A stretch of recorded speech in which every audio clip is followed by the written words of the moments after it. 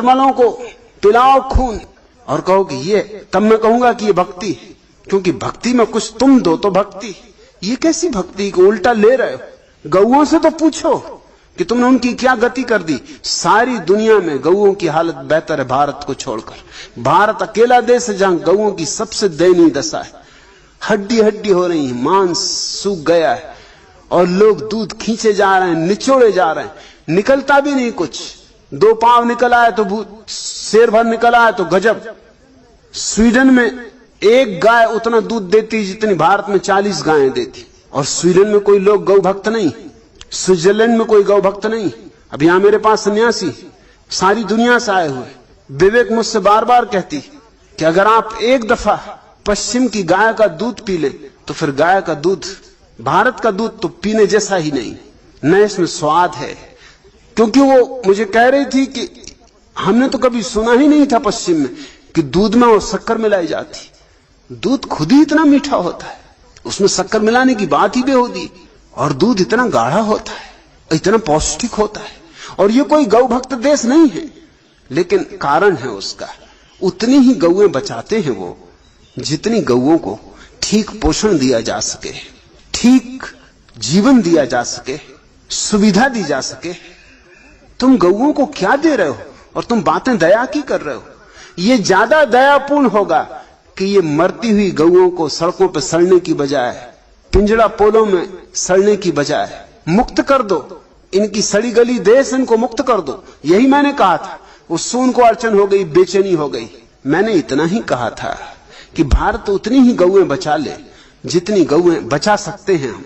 जब ज्यादा बचा सकेंगे तो ज्यादा बचा लेंगे। ये दया का काम होगा। लेकिन उन्होंने क्या तरकीब निकाली? उन्होंने ये तरकीब निकाली, इसका तो मतलब ये हुआ कि भारत में फिर 40% लोगों को छोड़कर 60% तो दीनहीन है, तो इनकी भी हत्या कर दी जाए। मैं नहीं कहूंगा कि इनकी हत्या कर दी जाए, लेकिन अगर तुमको गौएं बचानी है तो इनकी हत्या हो जाएगी, तुम इसके लिए जिम्मेवार होगे। अगर भारत में थोड़ी वैज्ञानिक बुद्धि का उपयोग किया जाए तो भारत की 60% जनता भी सुखी हो सकती, आनंदित हो सकती। और अगर मेरी बात न सुनी गई और शंभू महाराज जैसे लोगों की बातें सुनी गई तो वो 60% जनता, मैं तो नहीं कहता कि मारी जाए, लेकिन प्रकृति मार डालेगी।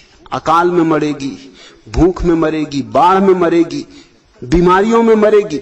इस सदी के अंत में तुम देख लेना, इस सदी के पूरे होते होते भारत में दुनिया का सबसे बड़ा अकाल पड़ने वाला है। सारे दुनिया के वैज्ञानिक घोषणा कर रहे हैं, क्योंकि इस सदी के पूरे होते होते भारत की संख्या चीन से आगे निकल जाएगी, 1 अरब का आंकड़ा पार कर जाएगी। और 1 अरब का आंकड़ा पार करते ही तुम्हारी क्या हालत होगी? अभी ही तुम अधमरे हालत में हो। 1 अरब का आंकड़ा पूरा हुआ कि भारत में महाभयंकर बीमारियां, अकाल फैलने वाला है। प्रकृति मारेगी। मुझे मारने की कोई जरूरत नहीं, मुझे कुछ कहने की जरूरत नहीं, परमात्मा मारेगा। अगर उस घटना के पहले कुछ कर सकते हो तो समझने की कोशिश करो।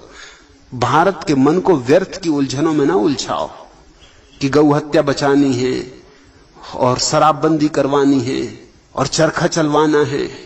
इन पागलपन की बातों में ना उलझो। बड़े उद्योग बनाओ। विज्ञान ने पूरे साधन खोज दिए, उन साधनों को लाओ। चरखे में मत अटके रहो। उतनी ही गौएं बचा लो जितनी तुम अभी बचा सकते हो। हाँ, कल जब हम ज्यादा बचा सकेंगे तो ज्यादा बचाएंगे। पहले आदमी को बचाओ, फिर दूसरी बात है साबार ऊपर मानुष सत्य, ताहार ऊपर नाई। सबसे ऊपर मनुष्य का सत्य है, उसके ऊपर कुछ भी नहीं। अगर मनुष्य को बचाने के लिए और सब भी नष्ट करना पड़े तो मैं करने को तैयार, लेकिन मनुष्य को बचाना जरूरी, क्योंकि मनुष्य बच जाए तो